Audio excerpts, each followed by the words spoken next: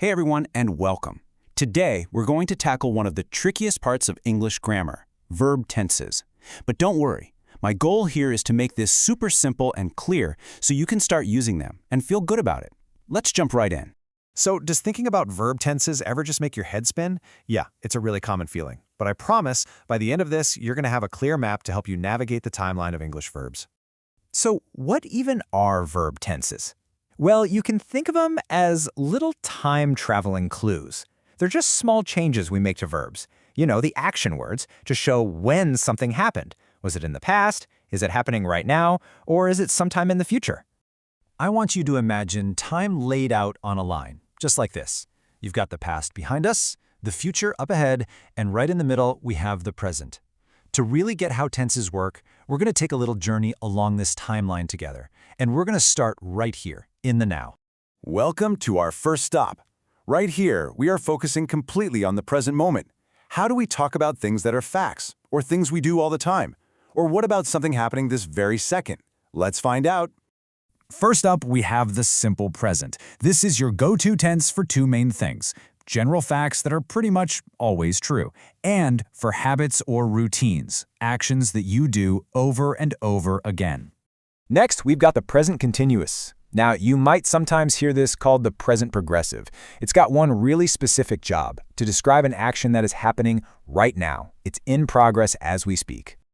Okay, let's look at these two side by side to really see it clearly. I take guitar lessons on Wednesdays. That's a regular habit, right? A routine. But he is doing his homework. That means it's happening at this very moment. See the difference? One's a routine and the other is happening now. All right, let's hop in our little time machine and travel back to our second stop, the past. Here, we're going to talk about actions that are completely finished. They started and they ended, all in the past.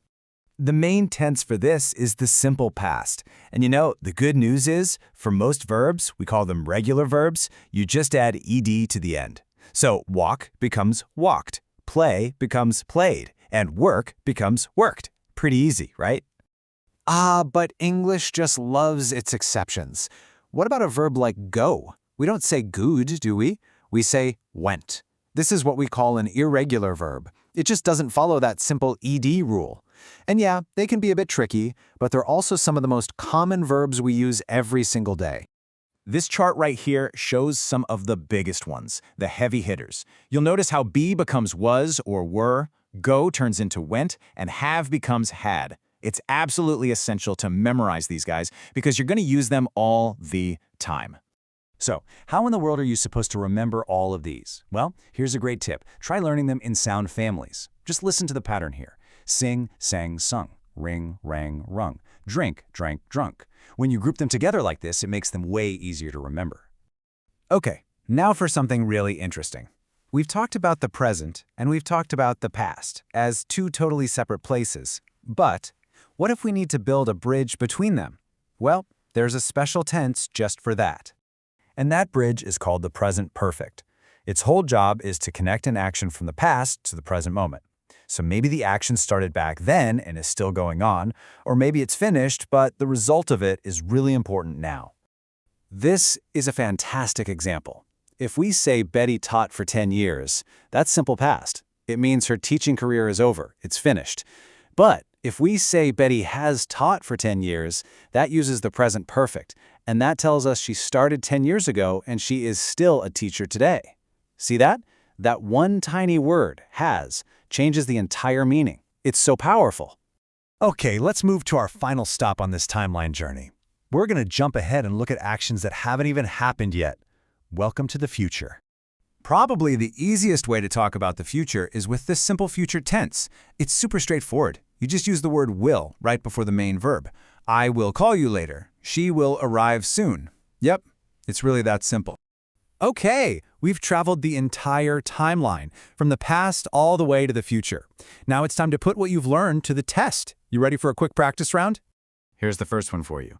Be quiet, the baby, and the verb is sleep. Now the big clue here is be quiet. What does that tell you about when this is all happening?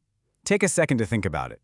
And the answer is sleeping. Of course, because the action is in progress right this second, we have to use the present continuous. Great job if you got that one right. Let's try another one. Last summer, we to Spain for our holiday. The verb is go. And your clue is last summer. That's a finished time in the past. So what's the past tense of go? The answer is went. Remember, go is one of those really important irregular verbs we talked about. This is a classic simple past action that is completely finished. Well done! You know, the real key to all of this is just to keep practicing. The more you use these tenses and write your own sentences, the more natural they're going to feel. It really is like building a muscle. You just have to keep working at it. So I'm going to leave you with a little challenge. Don't just watch this, use it. Right now, think of one sentence about your past, your present, or your future, and use it tense we explored today. Go on, what will your sentence be?